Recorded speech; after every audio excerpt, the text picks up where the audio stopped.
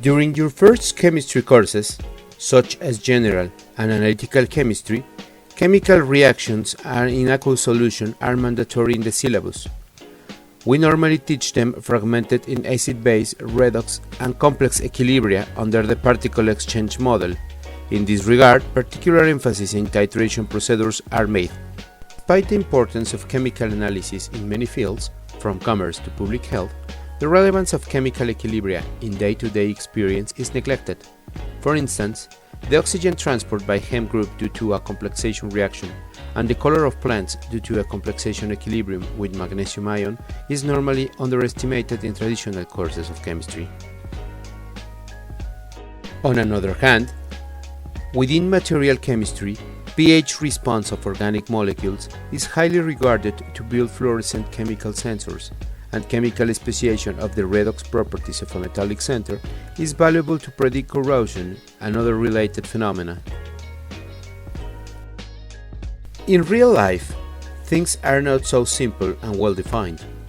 Here we show, as an example, the complexation equilibrium of nickel ion with an organic ligand, such as diethylamine. In this example, pH, redox and complexation equilibria normally occur in a concerted process. Thus, we talk about simultaneous equilibria in which, for teaching purpose, we fix experimental conditions to avoid unwanted side reactions. In this example, nickel and diethylamine are pH sensible. If pH is low, the organic ligand will be protonated. On another hand, if pH is high, hydroxy complexes of metallic ion will be formed. Either way, in these two extremes, the desired product will not be formed. On another hand, the metal ion itself can be either oxidized or reduced, avoiding the main reaction to occur. Therefore, we must accept that in real life, chemical reactions are indeed influenced by many side reactions that we must at least recognize.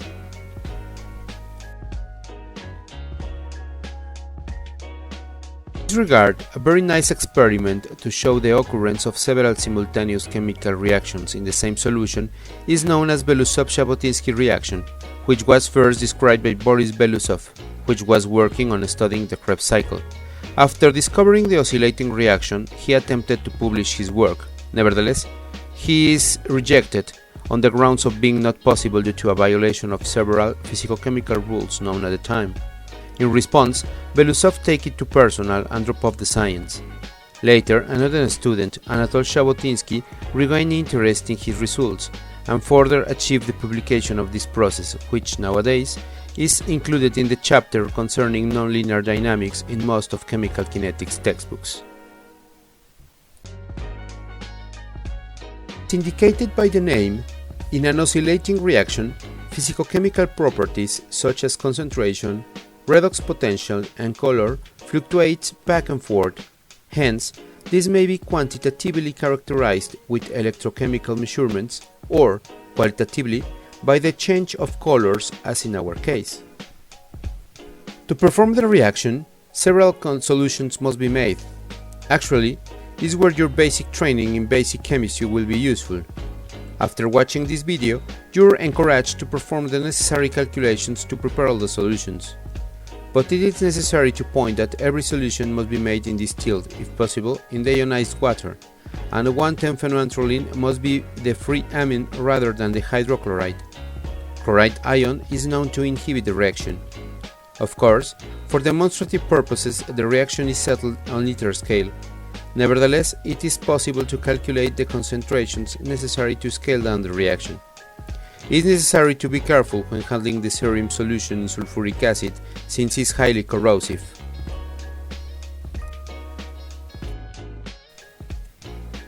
To set up the reaction, in a round bottom flask equipped with a magnetic bar, solutions A and B are mixed under continuous stirring.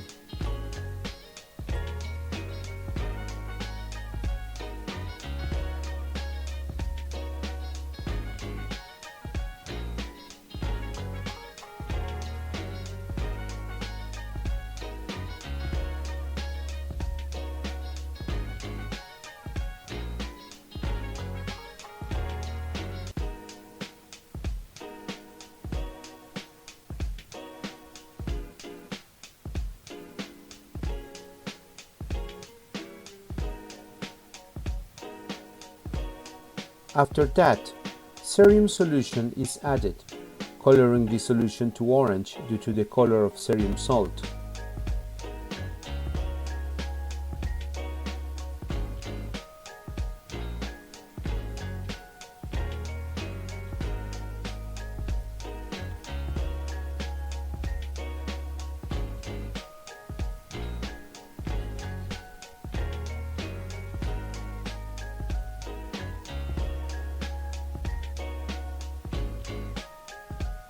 Finally, ferroin indicator is added carefully. If you see, a blue color will be obtained.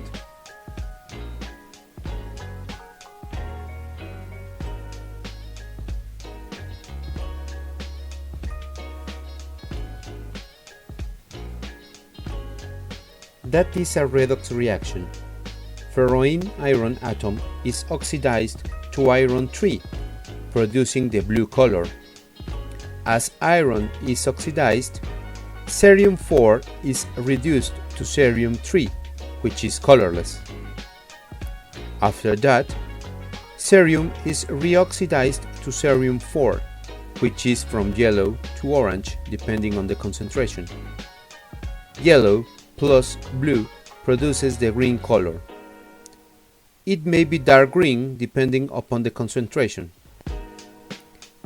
After that, the reaction will turn red as the concentration of iron 2 increases again. The formation of bromine results from a redox process resulting from the reaction between bromate and bromide ions. It is necessary to point out that all the reactions are carried out at pH 0. A bromination reaction occurs over malonic acid, which eventually undergo a decarboxylation reaction to produce CO2. These reactions can last up to 2 hours before consuming all the reactants, when the reaction is self-quenched. As you may suppose, there are several oscillating reactions that have been reported. For instance, in the left you are watching an oscillating reaction of 2 colors. Here, the pink color is given by manganese ion.